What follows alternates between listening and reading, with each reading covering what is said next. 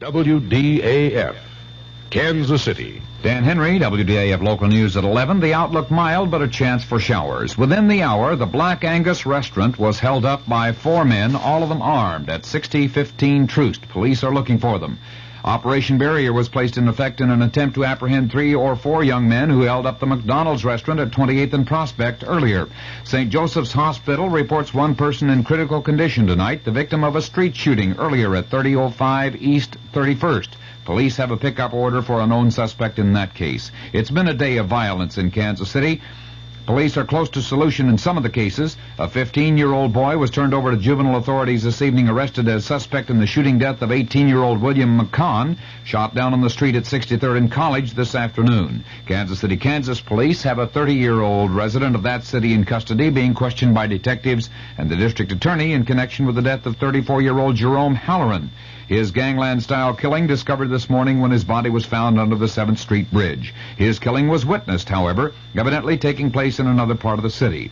There was a shooting later in the day at 27th and Prospect, and police say they have several suspects in custody in relation to that incident. 2 men were shot, but hospital authorities say their wounds do not appear to be serious.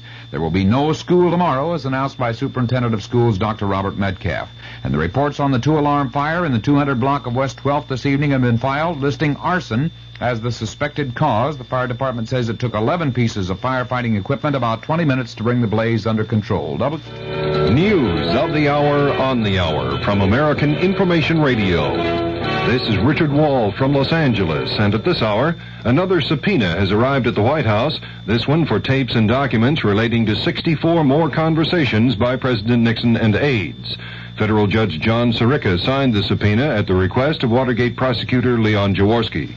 In Washington, correspondent Vic Ratner has details on the material demanded. The tapes Jaworski has asked for cover a period of almost a year, from the time of the original Watergate break-in in June 1972 to 2 conversations with former White House Chief of Staff H.R. Haldeman in June of 1973.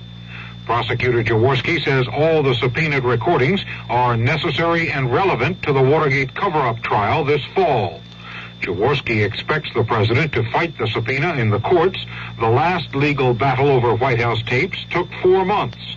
Jaworski wants this one resolved in time for the cover-up trial to go ahead on schedule September 9th. Vic Ratner, ABC News, Washington. House Judiciary Committee Chairman Peter Rodino says White House failure to comply fully with the subpoena for tapes for the impeachment inquiry could be grounds for impeachment itself. Rodino says edited transcripts will not be adequate. Criticism of Operation Zebra. That story coming up. What happens when your personal battle suddenly changes from this to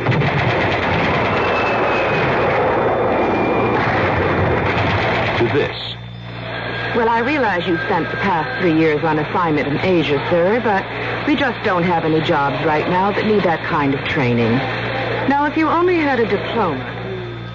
Or this. Oh, what a mess. You must have gone 3 years without seeing a dentist. You have to do a root canal here and fill these 3. If you are a recent veteran, there are people just waiting to help you cope with the battles of civilian life. They are the representatives of your American Red Cross. Did you know that you are entitled to free VA dental care during your first year out of the service? Do you know what programs are available to help you complete your education or to find a better job? For more information about these and other problems of civilian life, call your local Red Cross chapter. Let the American Red Cross help with your personal battle. An official of the American Civil Liberties Union says the stop and search policy by San Francisco police in the hunt for the zebra killers is a racist outrage. Police are searching blacks who fit the description of a gunman believed to be part of the group that's killed 12 whites in San Francisco. The head of the American Bar Association, Chesterfield Smith, says it may be impossible to prosecute Patricia Hearst in connection with Monday's bank robbery because of Attorney General William Saxby's description of her as a common criminal. Ms. Hearst's parents have also criticized Saxby, and FBI Director Clarence Kelly says the FBI investigation is based on the premise that Patricia was under pressure or coercion by her kidnappers at the time of the robbery. The drop in U.S. economic growth for the first 3 months of this year is bigger than government economists had predicted. The gross national product declined 5.8%. The inflation rate was 10.8%. Egypt's President Anwar Sadat says the Soviets have been slow in responding to his request for military aid, and Sadat says Egypt has therefore gone to other sources. We asked ABC's John Cooley in Beirut about the significance of Sadat's statement. This is a very important development. Egypt has been getting its arms exclusively from the Soviet Union ever since President Nasser started that policy back in 1955. And Sadat is now saying he will no longer rely on the Soviets, that they have not sent arms and have not answered his queries, and that he will get arms from other sources, which could only mean, of course, Western countries. That's correspondent John Cooley in Beirut. A foreign ministry spokesman in Tokyo, according to Reuters News Service, has announced that Japan and China will sign a civil aviation agreement in Peking tomorrow. This is Information Radio News.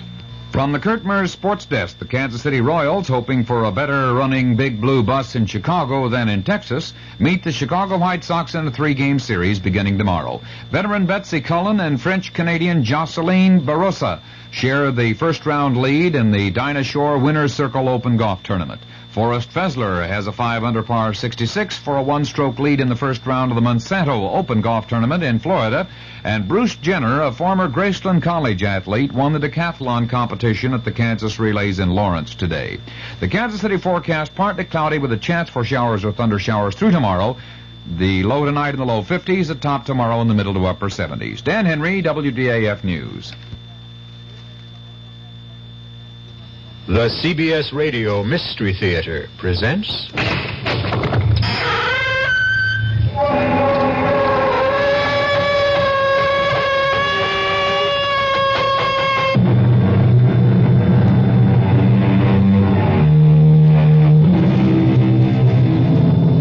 Come in. Welcome. I'm E.G. Marshall. Welcome to the terrifying world of your own imagination.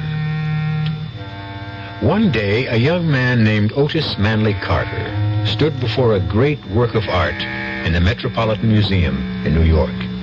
It was a portrait so beautiful that it brought tears to his eyes.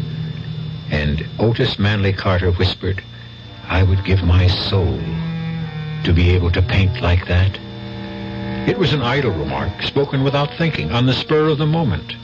How was Otis Manley Carter to know that someone might be listening? Where'd you learn how to paint, Otis? At the Fine Arts Institute. No. I spoke to Professor DeMarco. They flunked you. You didn't show him any ability at all. Where'd you learn how to paint? Oh, come on, Bert. I was born with it. It just comes naturally. I've been painting all my life. But you're over 30. How come there are no paintings of yours more than 2 or 3 years old? Where did you learn how to paint, Otis? Bert, well, what are you driving at? Answer this, Otis.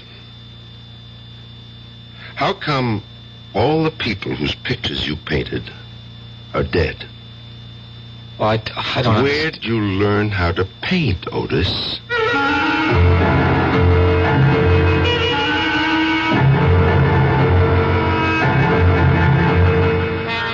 Our mystery drama, A Portrait of Death, was written especially for the Mystery Theater by Sam Dan and stars Nat Polen.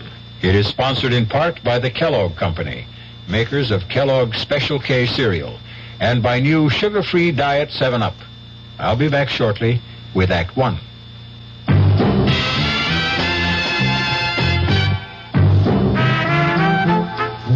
Some beer drinkers have funny ideas about beer.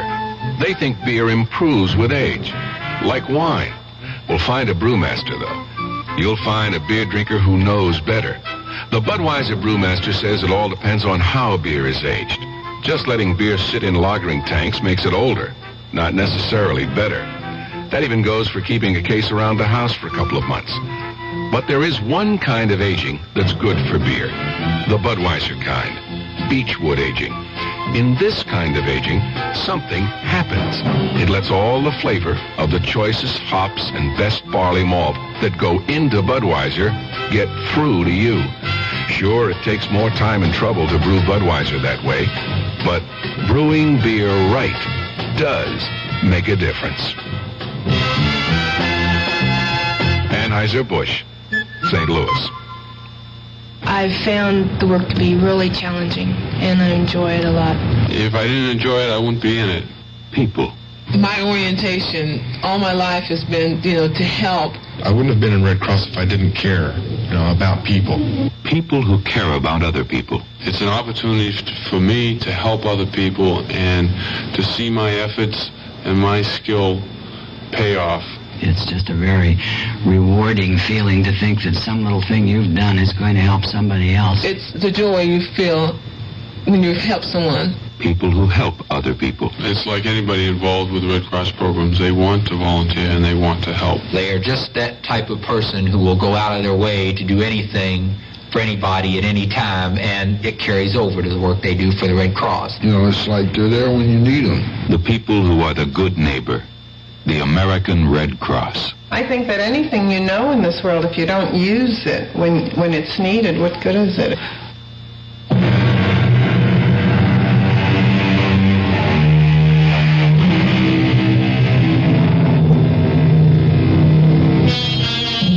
At the age of 30, Otis Manley Carter was hailed as the world's foremost living artist. He towered above his contemporaries. To describe his work, one had to compare it with the great masters of the past.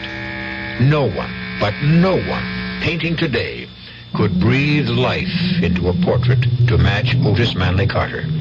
And yet, just 1 week before his 31st birthday, Otis made the announcement that would stun the civilized world. He was finished with art. Never again would his brush touch paint to canvas. He would neither amplify his statement nor answer questions. He simply disappeared, and only 2 people in all the world knew the reason why. One, of course, was Otis himself. The other was a detective on the New York City police force, Sergeant Bert Dennison.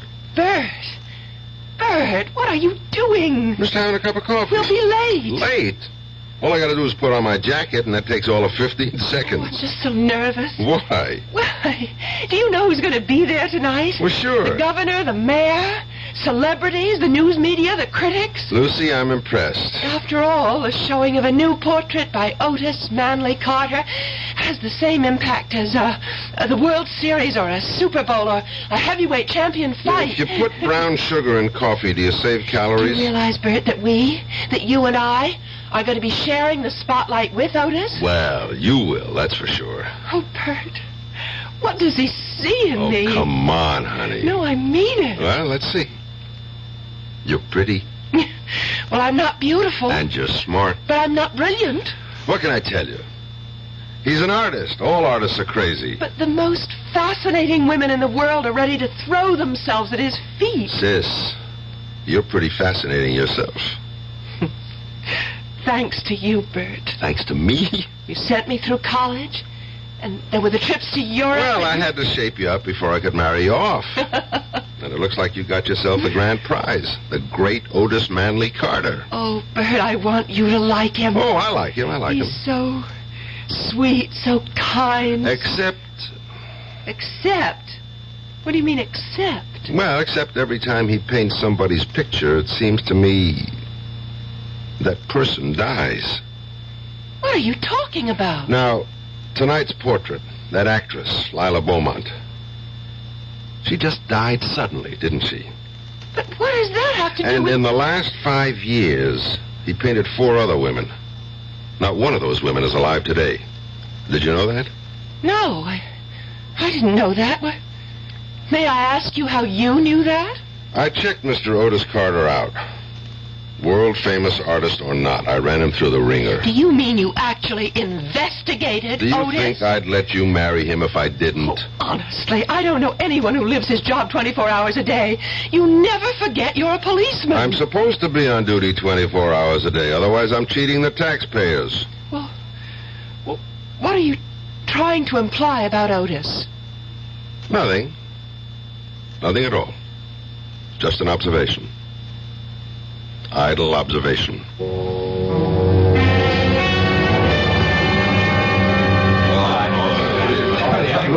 Oh, Otis, darling. You're having a triumph. It's a fantastic success. Well, what did you think of the painting, Bert? It's a good picture. Oh, listen to him, a good picture. Is that all you can say? Well, it's certainly lifelike, I'll say that. Well, thank you, Bert. Good evening, Otis. Professor DeMarco. May I offer my congratulations? I'm honored, Professor, honored. May I present my fiancée and my prospective brother-in-law, Miss Lucy Dennison, Detective Sergeant Dennison, Professor DeMarco of the Fine Arts Institute. How do you do? How do you Glad to do? meet you.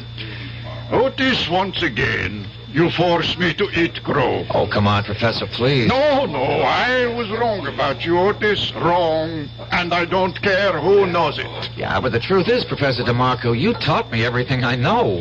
The truth is, you didn't start to paint until after you left me. Congratulations, Otis, on a double triumph this evening. Your painting and your fiancée. Each is a magnificent work of art. Thank you, sir. Now, if you'll excuse me, Sergeant Dennison, Lucy. Yes, sir.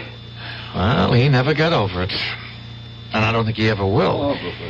He said I'd never amount to anything. Oh, but you're not serious, darling. How could anyone who knows anything about art? Oh, there's Eric von Heiden. The one who's doing the new book about him? Come on, darling. I'll introduce you. Give me a rain check. I feel the need for a little refreshment. Excuse me, sir. I hope I didn't spill that on... Oh, it's Sergeant... Dennison, sir. Of course. You know, Professor DeMarco, I've been watching you. What? That sounds ominous. Why would a police detective be watching me? Because I'm curious. About what? About the look on your face. What about the look on my face? It's the only look of its kind in the house. How do you mean that? Well, analyze all the faces around you. What do you see? Excitement, boredom, happiness, anxiety? And what's my look? I would say puzzlement. Actually, you look completely confused. I suppose I am. I still can't understand what happened. Otis was my student at the Institute. And you said he'd never amount to anything. I did. And you can see how it's come back to haunt me. Believe me, he had absolutely no concept whatever of the elementary principles of art. He had no feeling for line, for color, for form. I recommended he be dropped from the school. You not only go out on a limb, you bring your own saw.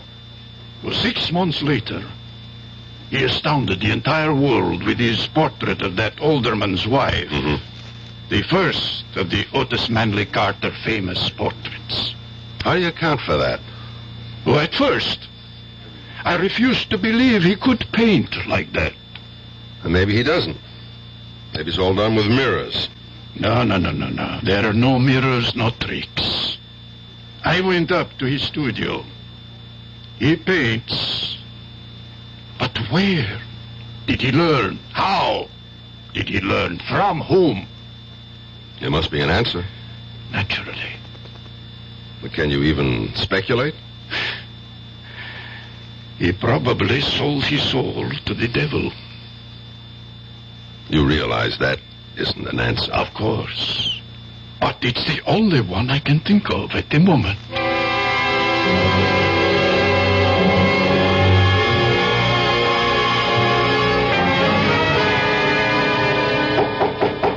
Come in. Hello there, Otis. Hope I'm not disturbing you. No, I was about to take a break. Coffee? Oh, sure. That was quite a bash last night, huh? Necessary evil. Well, you seem to enjoy it. But that's why it's an evil. It turns your head and wastes your time and keeps you from doing your job. Which, for me, is to paint. Where did you learn to paint, Otis? At the Fine Arts Institute. Do you take sugar? Yeah, 1 lump, thanks. Okay. I don't think you learned how to paint at the Institute, Otis. Milk? Yeah, sure. All righty. Professor DeMarco and I had a long talk about you last night. He thought you were a lost cause. Well, he did. And I suppose I was for a while.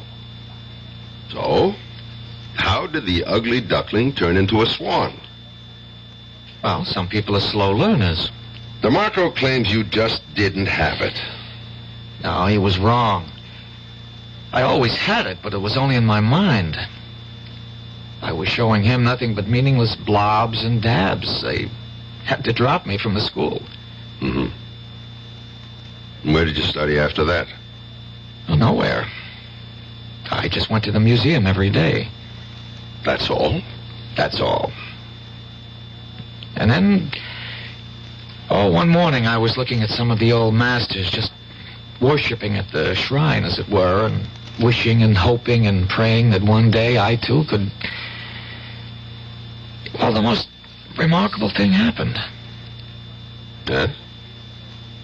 Well, suddenly everything that Professor DeMarco had ever tried to teach me just began to make sense. No, it was more than that. It all became a part of the way I feel and the way I think and the way I see. I was trembling all over. What did you do? I went home, picked up my brushes, and from that day on, I was a painter. Just like that? Well, in psychology, there is such a thing as the delayed reaction. Yeah, I know. Bert, Lucy and I want you to join us for dinner tonight, hmm? I never refuse an invitation to dinner. Otis, your latest portrait of Lila Beaumont. Poor Lila. She never really saw it. She died the day it was finished.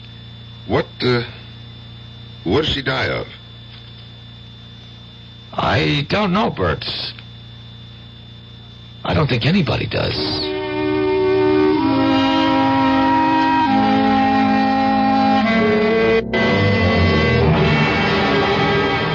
Sergeant, I wasn't a regular physician. Who was, Doctor? I don't think she had one. She seemed to be one of those fortunate, healthy people who never needed medicine. Mm-hmm. Where did she die, Dr. Caswell? In Mr. Carter's studio. And since my office is just next door... Was she alive when you got there? Just barely. She seemed to show all the signs of utter exhaustion. So that's what I wrote on the death certificate. Afterward, I thought about it, and I asked for an autopsy. Why? I simply couldn't believe it. What did the autopsy reveal? Nothing. I was right in the first place. But I still don't believe it. Again, why? Well, how could she change so radically in such a short time? What do you mean by change? Have you seen the portrait Carter painted of her? Yes, It's just brimming with robust good health. It's exactly how she looked. Just about 2 months before she died, I saw her get out of the cab that first time she came to Carter's studio. And? 2 months later, I was shocked. Why? As I said, I'd never witnessed such a rapid decline. She was losing a lot of weight. Her color was gone. She looked so tired. What did you think was happening? I didn't know what to think. I decided to speak to Otis. After all, I knew him when he was just a starving young artist. One morning, I walked up to his studio. Well, what can I do for you, Doctor? Busy, Otis? Well, Lila Beaumont will be here any minute. Well, that's what I want to talk to you about. Is she under medical care? Well, why? Well, why should she be? Can't you see why? What are you talking about? Otis, she looks terrible. Oh, she looks great. She's becoming dangerously thin. She has no color. Doctor, are you serious? Are you serious, Otis? Well, I don't understand what you're trying to say. You mean you can't see anything wrong with Lila Beaumont? She looks better than ever. Good morning, Lila. Hello, Otis. Well, you're looking just sensational, as usual. Lila, I'd like you to meet Dr. Caswell. How do you do? Oh, Otis, I'm so tired this morning. Could I have a cup of coffee? Well, coming up. I just have to heat it. Miss Beaumont, I hope you're seeing a doctor. Oh, why? Look in the mirror. You're very perceptive, Dr. Caswell. Perceptive? It's obvious. For one thing, you're losing your looks. Oh, yes. Your looks are your livelihood. Shouldn't you want to do something about it? What can I do? There's a man, and he no longer loves me. But a doctor could prevent this ravaging. There's no way a doctor can help me. But you need special treatment. I would say, Miss Beaumont, that right now you should be in a hospital. Oh, you may be right, Doctor. I don't care anymore. I just don't care anymore. Is that the reason she died, Dr. Caswell? Because some guy gave her the gate? They say you can die of a broken heart. What do you say? Well, I just can't see a vital and perfectly healthy woman like Lila Beaumont simply withering away in so short a time. But if her appearance had changed so drastically, how come Otis didn't see it? You'll have to ask Otis. You still haven't told me, Dr. Caswell. What did she die of? But I did tell you. I don't know. Nobody knows.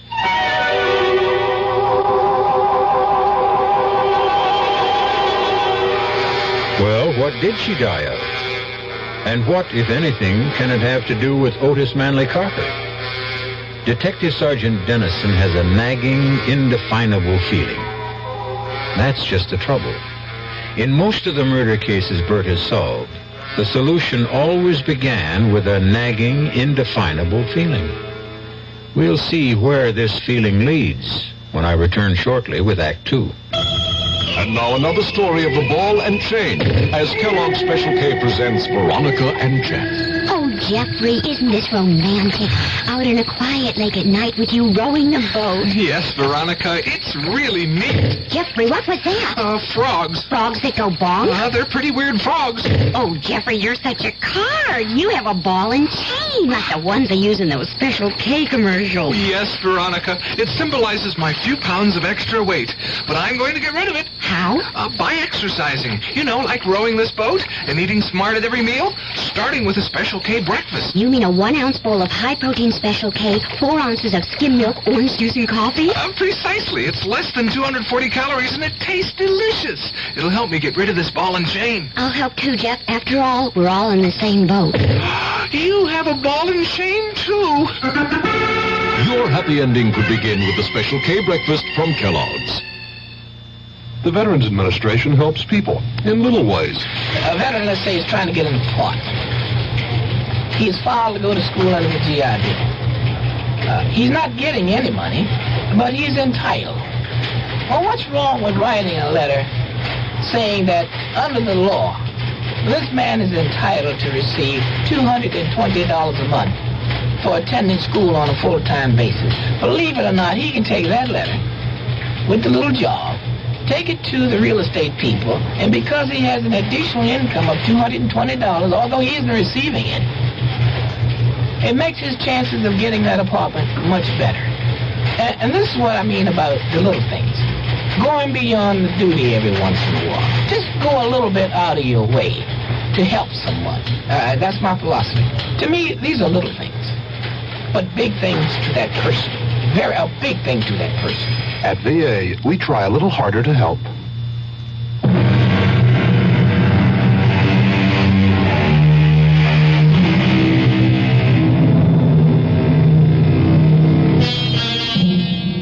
Sergeant Bert Dennison has always been an intuitive detective. He trusted his instincts. He played his hunches. He followed his theories wherever they led him, usually to the right answer. But this time, he has absolutely no idea of how to arrive at the answer. As a matter of fact, at this point, he can't even formulate the question. You really should skip dessert, Bert. I'll only have one helping. Well, do you want to tell him, Lucy? No, darling, I think you should be the one. Somebody's supposed to tell me something? I hope the wedding hasn't been canceled. Oh, no, Bert. Sunday, right on schedule. Otis has something to say to you, Bert. We have a wedding gift for you, Bert. Me? Why? I'm not getting married. Well, that's why you need a gift. Now, on Sunday, Lucy is leaving your house forever. Ooh, that sounds kind of stuffy, doesn't it? Keep going, darling. You're doing fine. And so, therefore, to make sure you never forget what she looks like... How can I forget what she Please, looks like? Bert, don't interrupt. We decided that I would paint a portrait of Lucy and present it to you. Isn't that wonderful? Can you imagine that you're going to own an original Otis Manley Carter? Yeah, but, Well, what is it? well, these things are valuable. You just can't Oh, afford $1 million couldn't buy all the wonderful things you did for your sister, and I'm grateful. Bert, what's on your mind? Well, isn't it bad luck for an artist to paint a picture of his own wife? Oh, now, where did you ever hear that? They all did it. Bert, something is bothering you. Yeah, well, I might as well say it. I don't want to hurt your feelings, but I couldn't accept the gift. Bert! Why? I just can't explain it. Otis, you want to give me a gift I'd really like? Of course. Well, just promise me you'll never paint a picture of Lucy. Never. Now, what kind of I'm nonsense... asking him, Lucy. What about it, Otis? Well, one of the reasons I'm marrying her is so that I can always have her near me, so that I can always capture those fantastic expressions and moods. Oh, really? I thought you fell in love with my mind. Yeah, I did. I did. It's your mind that gives animation and meaning. What about it, Otis? I wish you'd tell me why. I wish I could. But I don't think I can. How about it, Otis? Will you promise? All right, Bert. I promise.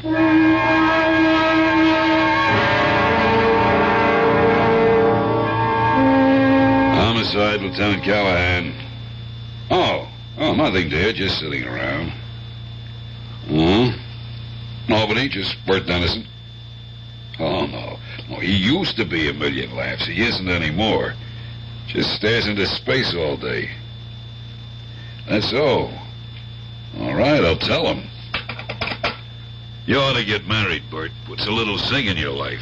And now that your sister's gone, you've got no excuse. Why don't you get off my back? Jenny was downtown this morning. She told me she ran into your sister. I'll even buy your... What did you say? Jenny saw your sister Lucy in one of the stores. She couldn't have seen my sister. Lucy and Otis are on a trip to Mexico. See? You don't know everything. Maybe they came back. As a matter of fact, maybe that's why they came back. What are you talking about? Jenny said Lucy didn't look too good. She what? Hey, Bert, where you going?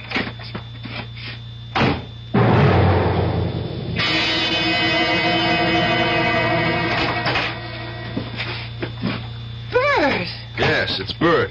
You never told me you were back. Oh, we meant to. We just got in this morning and we haven't even unpacked. Of course not. How could you unpack when you never packed in the first place? Well, your clothes are in the closet. Bags are up on the shelf. You didn't go anywhere, did you? I want you to call a doctor. There's Dr. Caswell. He's just next door. Well, why do I need a doctor? You look terrible. Oh, well, You lost about 5 pounds. There's no color in your face. Oh, it's absolutely true. I lost 5 pounds because I'm on a diet. And if there's no color in my face, it's because I don't have my makeup on. You sound tired. Well, we were up late last night. Why did you want me to think you were in Mexico? Bert, you and I, we've been very close. We've shared a home. You've practically raised me. Never mind all that. What are you leading up to? Well, we'd see each other every day and talk to each other and actually have no lives away from each other. I wasn't aware of that. So, I thought that since I'm a married woman, now we just have to get used to a different kind of relationship. Uh-huh.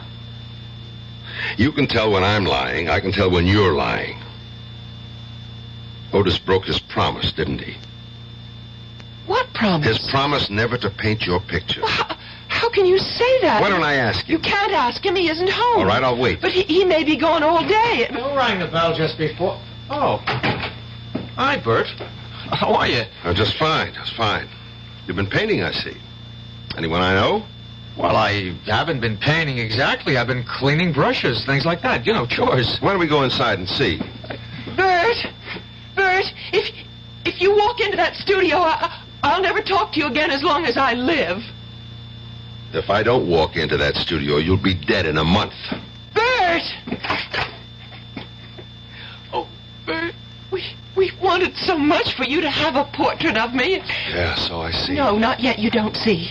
It's nowhere near finished, but you can just sense what it's going to be like. Bert, it's going to be my finest work because it's for you. Oh, darling, don't be unreasonable. Can't finish that painting, Otis. Tell me why. Why? Otis.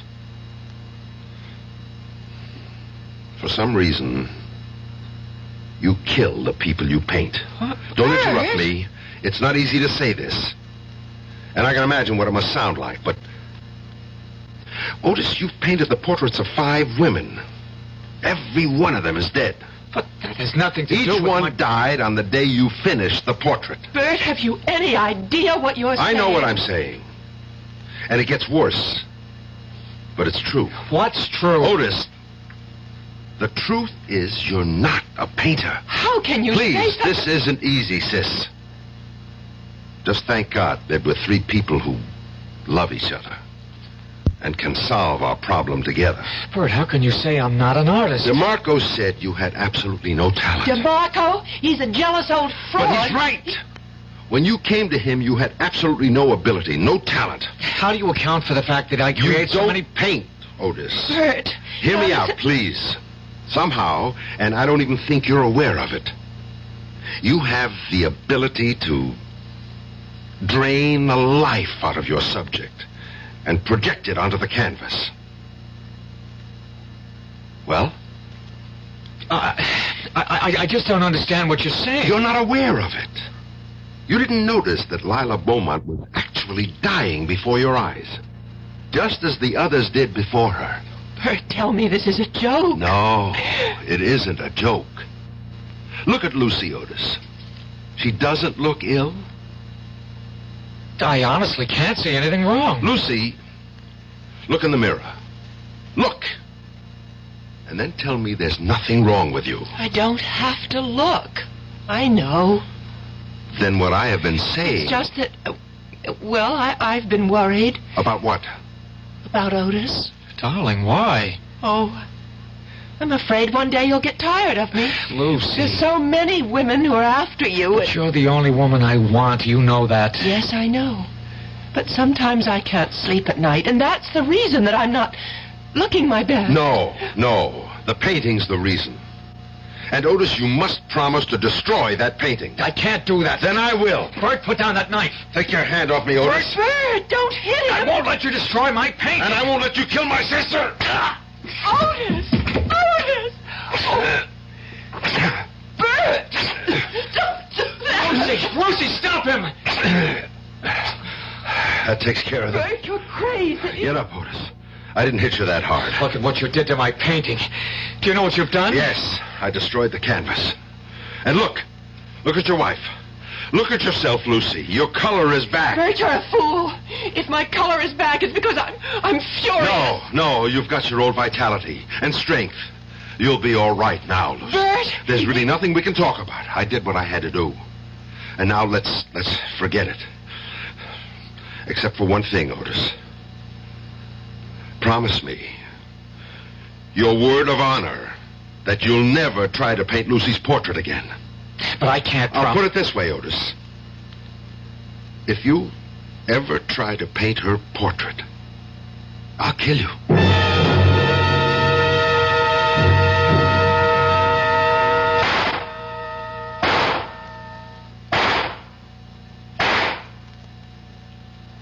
Hi, Bert. Callahan? Thought I'd find you down here in the range. Good cluster, except for that one shot off to the left. Probably a faulty cartridge. Sure, it's never the shooter, it's always the shell. What is it you're getting out of your system tonight? Nothing at all. Want to sit down and talk for a minute? About what? About you and me. All right. What is there to say? We have to decide what I'm going to do about you. Why? Because Otis and Lucy were in my office this afternoon. They're 2 very scared kids. They've got nothing to be scared of. Not for themselves. For you. Why? Oh, come on, Bert. You know why. They told me everything. Oh, that's nice. My own sister. She only did it because she loves you. Yeah. She told you how all of them die when he paints their portraits? Yeah. Well, what do you think? Here's what I think. I just put in this application. Application?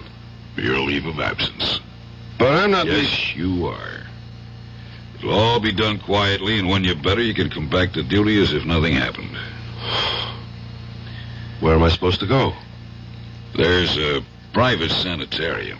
Absolutely the top doctor. Callahan, I'm not crazy. Of course not. You just got this temporary little quirk, and it can be ironed out easily. Subconsciously, I guess you just miss not having Lucy around the house. Well, thanks for everything, but I'm not going.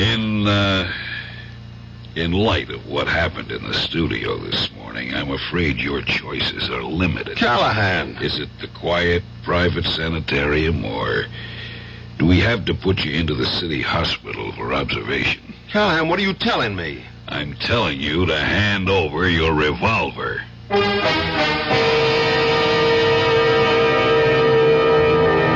Who was it who wrote, "Heaven keep me safe from my well-meaning friends"? It's certainly a sentiment that's shared right now by Detective Sergeant Bert Dennison. All he wants to do is prevent a terrible tragedy. And who's trying to stop him? Those people who truly love him. We're going to meet more well-meaning people when I return shortly with Act 3. Oh, sure. You can talk about good-tasting diet drinks, but I know. I'm Goldilocks, and here at my taste-testing laboratory, I taste-test them all. And nobody's been drinking my diet drinks until I tested sugar-free Diet 7-Up. And then, kabloomy! Every bear wanted some. Diet 7-Up is fresh, natural, delicious. Sugar-free Diet 7-Up. This one's just right. By the year 2000, our country will be guided by today's youth.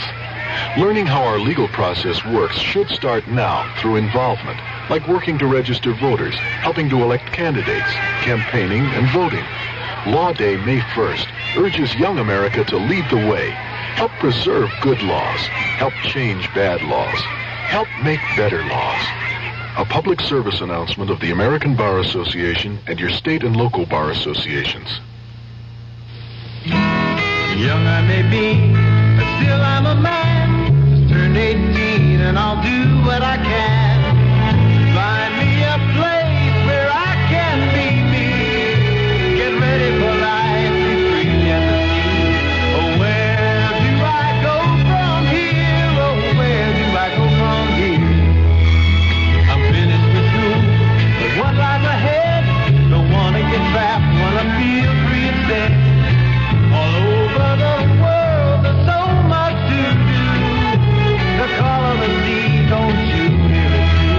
Oh, where do I go from here? Oh, where do I go from here?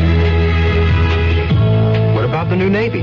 You'll get your chance at success, learn an exciting job, and see the world. Call toll-free 800-841-8000 or see your Navy recruiter.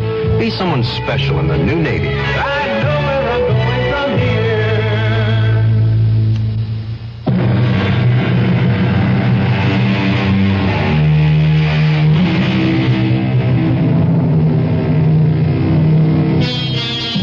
The best mirror is the face of an old friend.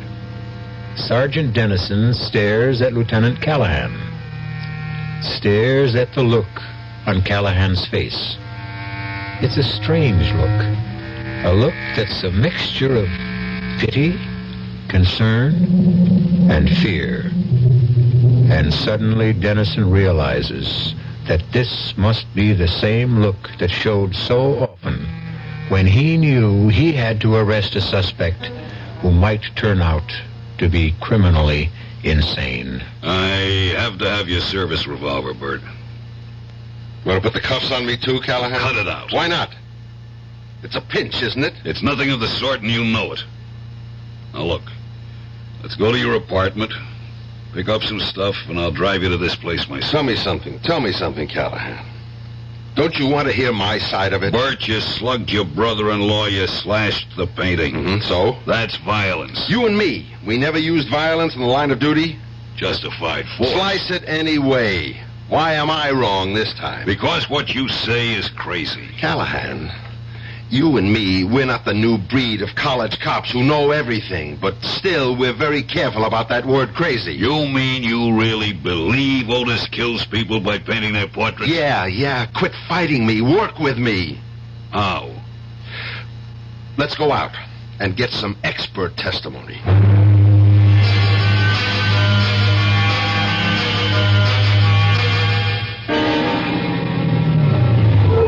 What's here? This is the doctor who attended Lila Beaumont just before she died. And he's completely stumped by the whole thing.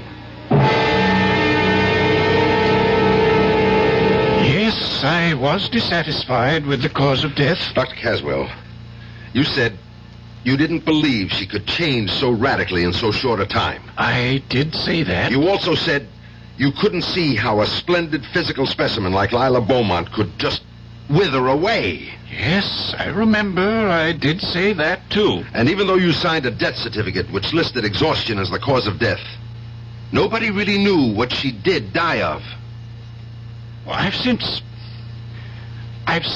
come to believe that she really could have died of exhaustion. But you said exhaustion, plus loss of the will to live. But you were convinced there was a mysterious cause. I didn't use that word. But, Doctor, you led me to believe... I was merely ventilating some doubts, some misgivings. But the other women who died... I wasn't there. I don't know.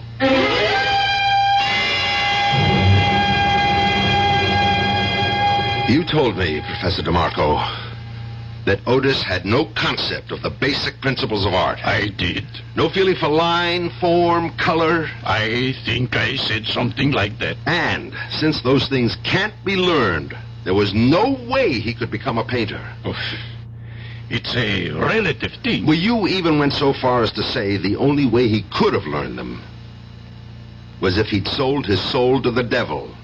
That was a figure of speech. He never did learn to be a painter. Something happened. He found a way, or was given a way, who knows, to draw the vital essence from a living thing and put it on canvas. I don't think I could agree with... I can prove it. Look at everything he's done. He's never painted an inanimate object, just the face, the body, but no clothes, no furniture, no jewels, no decorations. I'm sorry if I gave you the wrong impression. Maybe I was jealous. Jealous of what? You said he had no talent. Maybe that was a lie I told myself. Maybe I resented his youth, his promise. After all, I never fulfilled mine. Yeah, sure. And besides, you really don't want to be remembered as the art teacher who flunked Otis Manley Carter. I guess that's the simple answer. I wish there were such a thing as a simple answer.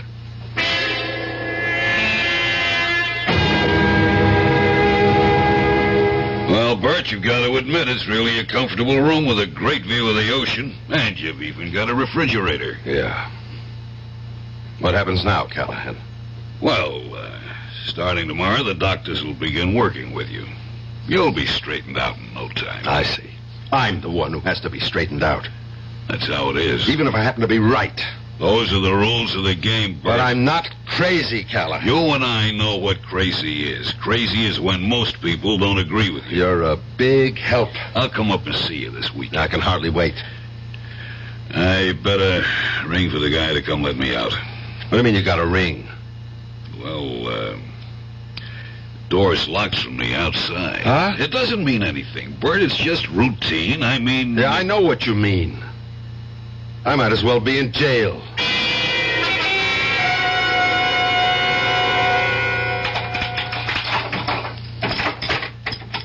You wanted something, Sergeant? Yeah, Jerry. How can I make a phone call? You can't. What do you mean I can't? Well, the first couple of weeks you can. It's like you gotta get your interviews and orientation. But I have to make a phone The call. doctor said... Forget what the doctor says. Look, part of the treatment is to isolate you completely from your former environment. But I have to know if my sister is okay. She's okay. How do you know? Because if she wasn't, you'd be told about it. Yeah. Listen, I know I can't make a phone call. But if I could, where would I make it from? Well, there's a phone outside, at the end of the hall. There is, huh? Jerry, I want to show you something. What?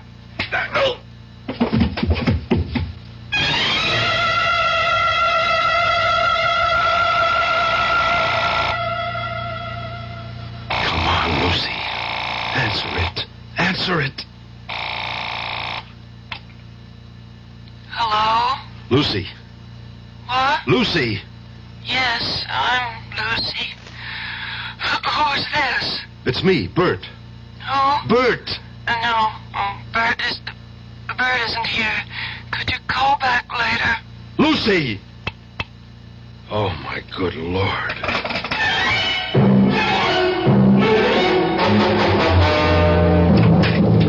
Lucy! What? Who? He's painting your picture again. I've got to destroy that canvas. Don't move, Bert. Otis! Don't make me shoot, Bert. Now listen, Otis. You don't want to kill me. No.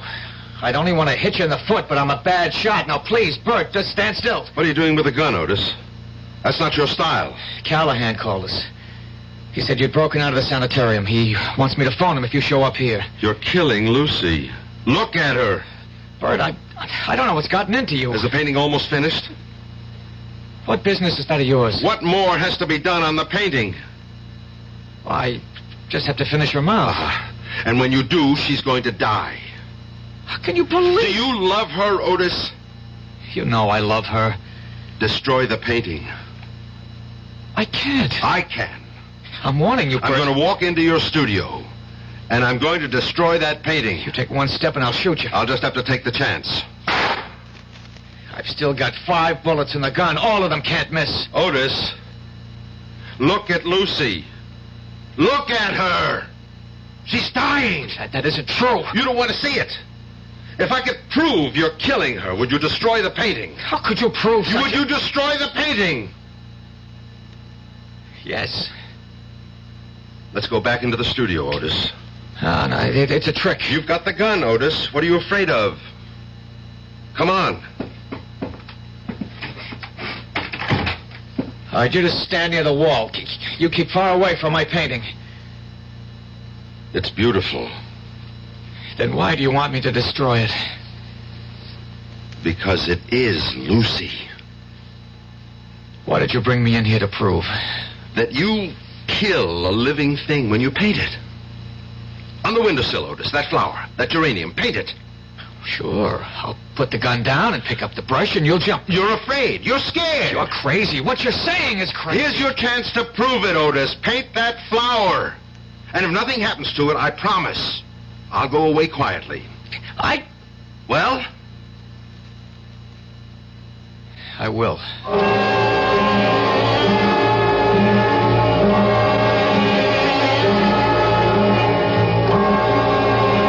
Now there. It's a quick sketch. How do you like it? It's beautiful. All right, now look at the windowsill. Look at the geranium. Go on, look at the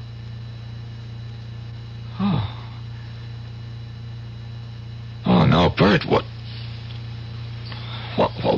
happened to it? You can see what happened. I can't believe it. But it's true. The color is gone. It's wilted, withered. It's dead. No. They're all dead. Lila Beaumont, those other women. And Lucy is dying. Before it's too late, Otis, you know what you have to do. No. Otis! You do it for me. No. You have to destroy that canvas yourself. Why? Because I can't keep watching you guarding my sister forever. You have to put an end to it yourself. I promise I won't paint Lucy. You must never paint anybody. I don't know if I can give it up. But you're not really a painter, Otis. Somehow you stumbled into some sort of mysterious power. And now you've got to give it up. Destroy the painting. I'll go back to Lucy. How do you know I just won't finish it? How can you trust me? I trust you. I trust you because you love Lucy.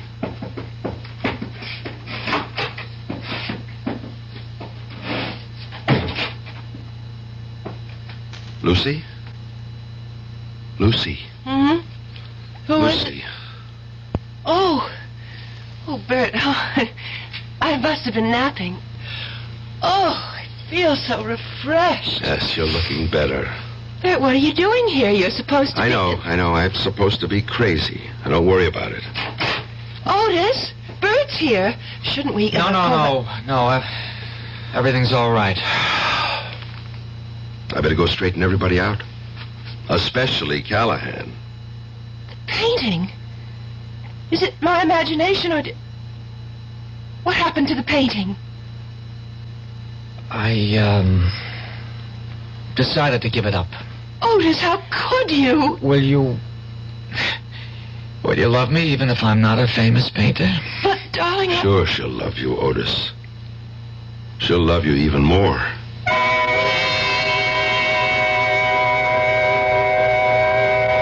She'll love you even more. There's a lot of truth to that, Otis.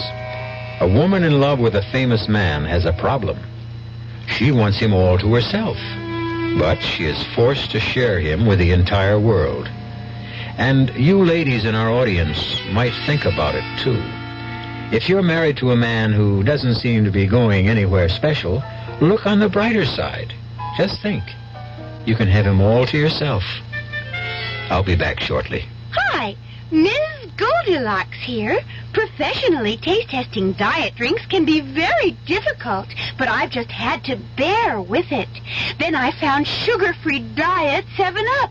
It doesn't taste like other diet drinks. It's fresh, light, natural, delicious. Sugar-free Diet 7-Up tastes so good that I've taste-tested it hundreds of times, and each time I've given it my seal of approval. Yes, this one's just right. A March of Dimes message from a basketball great. Hi, I'm Bill Bradley. There are many things that go into making a professional athlete, but let's start at the beginning. Being fortunate enough to have been born healthy. 250,000 children are born each year with birth defects. The March of Dimes is a team of professional scientists, doctors, educators, working to prevent birth defects. Please help give tomorrow's children a good start. Give to the March of Dimes.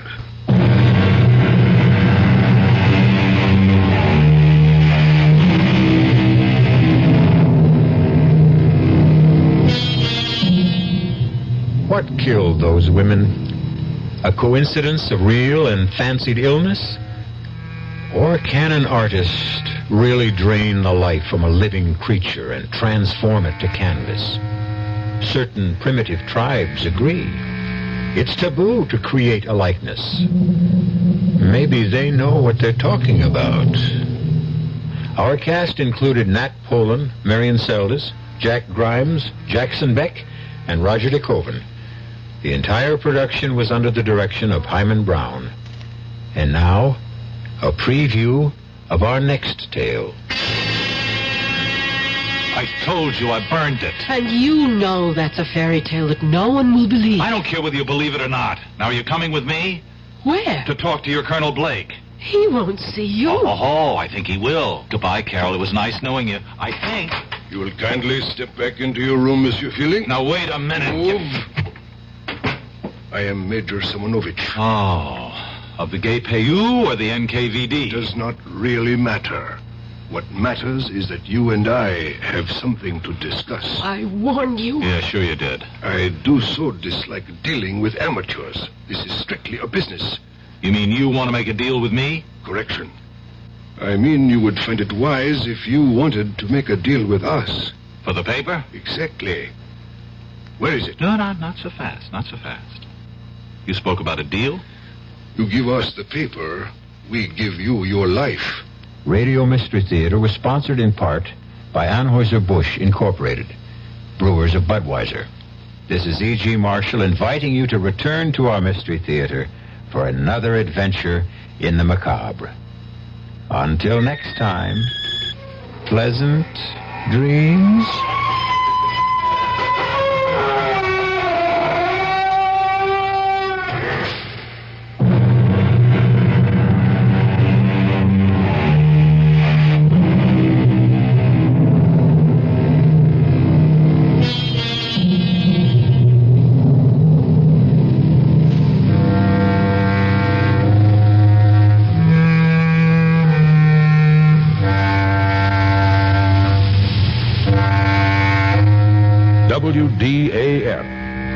Kansas City.